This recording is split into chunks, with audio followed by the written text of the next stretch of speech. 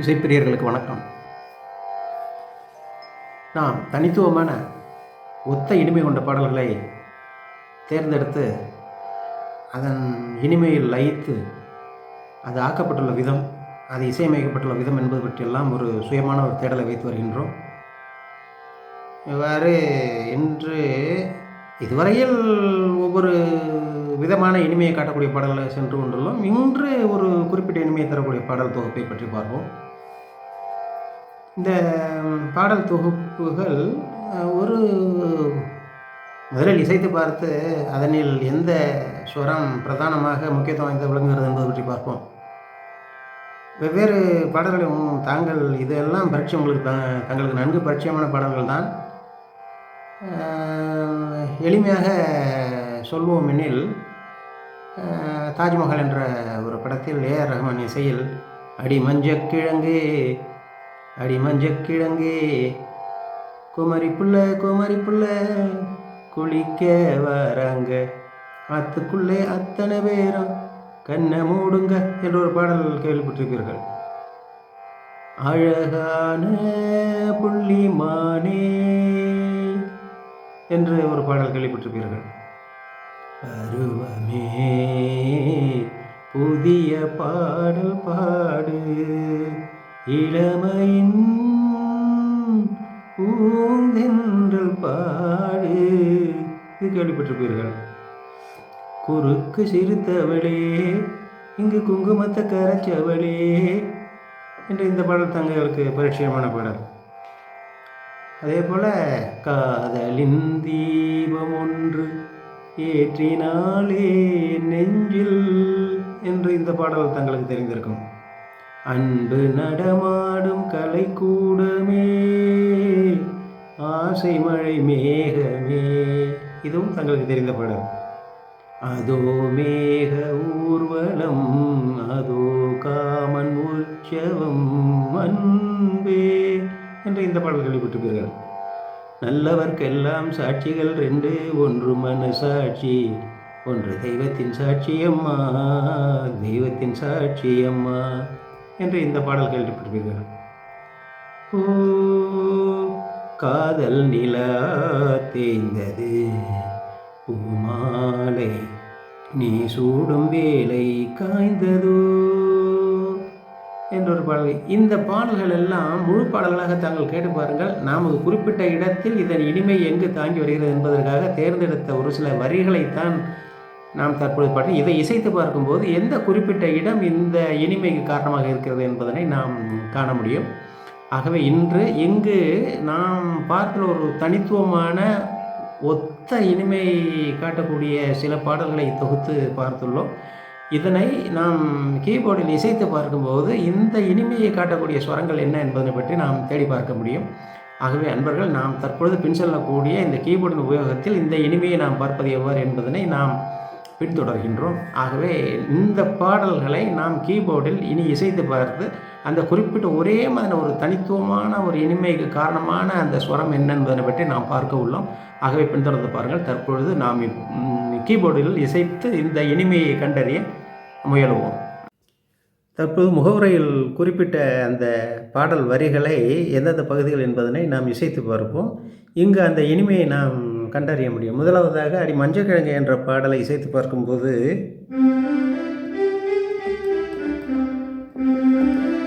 ஒருகட்டை சுருதியில் C scale ஒருகட்டை சுருதியில் தான் இந்த பாடலை இசைத்து பார்க்கின்றோம். ஆகவே விரல் ஓட்டத்தில் எந்தெந்த ஸ்வரங்கள் பின்பற்றப்படுகின்றன என்று தாங்களும் பார்க்கலாம், அதன் இனிமையை உணரலாம்.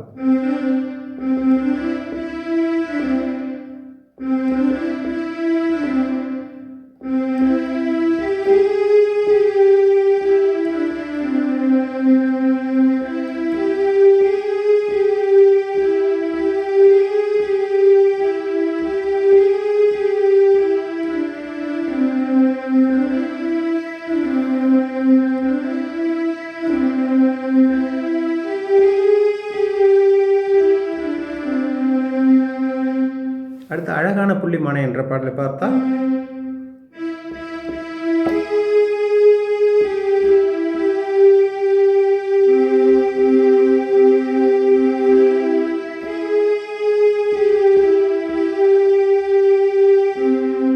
தெய்வதம் உபயோகிக்கும் போது என்ன இனிமை வருகிறது பாருங்கள்.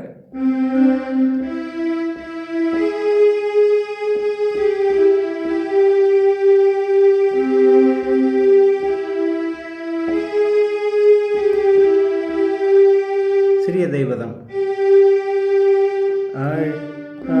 அழகான புள்ளிமானே.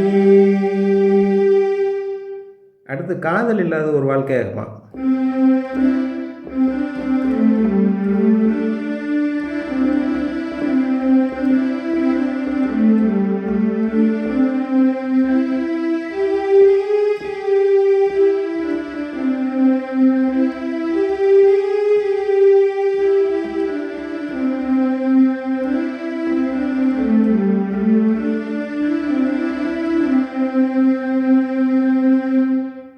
பருவமே புதிய ராகம் பாடு.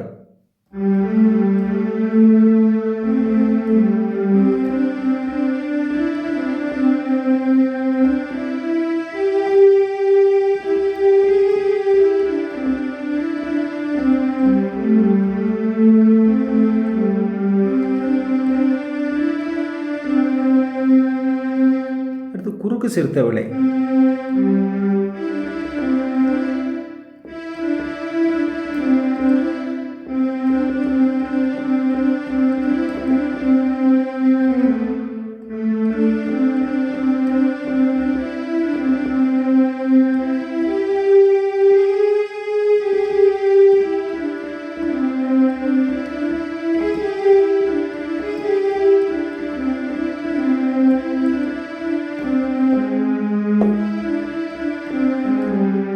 மறுபடியும் பாருங்கள், இந்த கீழ் தெய்வதம், சிறிய தெய்வதம்,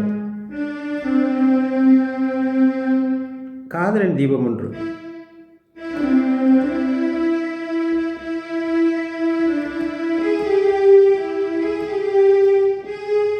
சிறிய தெய்வதம்,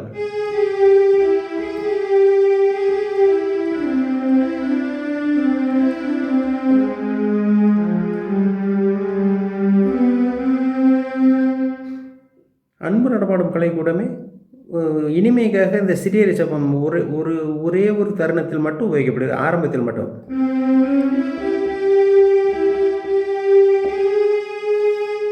சிறிய தெய்வதம்,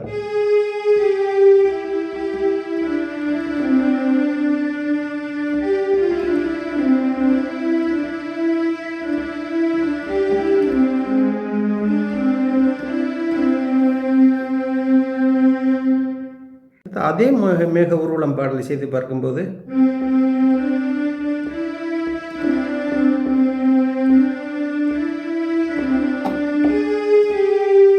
அன்பே சிறிய தெய்வதம்,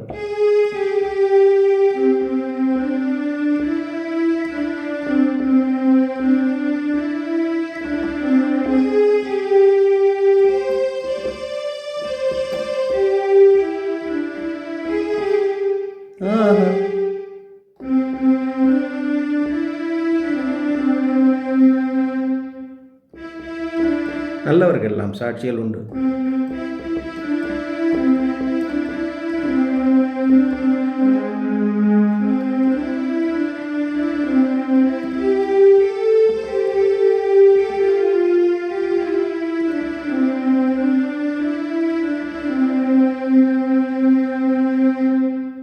அதுபோல காதல் நிலா தேய்ந்தது பூமாலை பாடல்.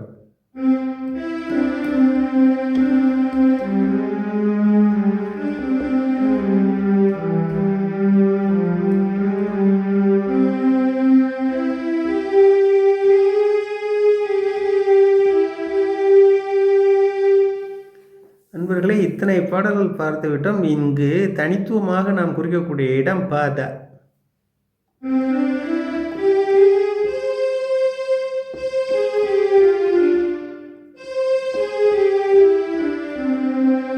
இத்தனை பாடல்களுக்கு அடிப்படையான இந்த ஆரோகணம் அவரோகணம் இதுதான்.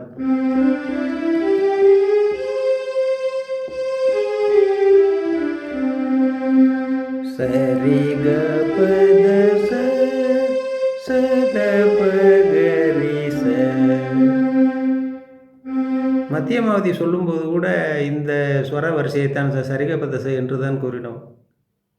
சரி, சிவரஞ்சனி கூறும்போது இந்த ஸ்வரங்களைத்தான் கூறினோம். இதே முறையில் தான் சரிகபத செய்யணும். ஆனால் அங்கு ஸ்வர வேறுபாடு. இது தா என்பது அங்கு பெரிய தெய்வதமாக வந்தது, இங்கு சிறிய தெய்வதமாக வருகிறது. இந்த வேறுபாடு இருக்கிறது. இதை பார்ப்போம். சொல்லும்போது சரிகபத என்பது எங்கோ பார்த்தது போல உள்ளது.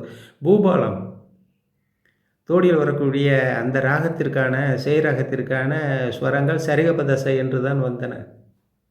இவராக பார்க்கும்போது இங்கு நாம் பார்க்கக்கூடிய இந்த ஸ்வர வரிசைகள் ஒரு குறிப்பிட்ட வகையான இனிமை தரக்கூடியதை தொகுத்து பார்க்கும்போது இந்த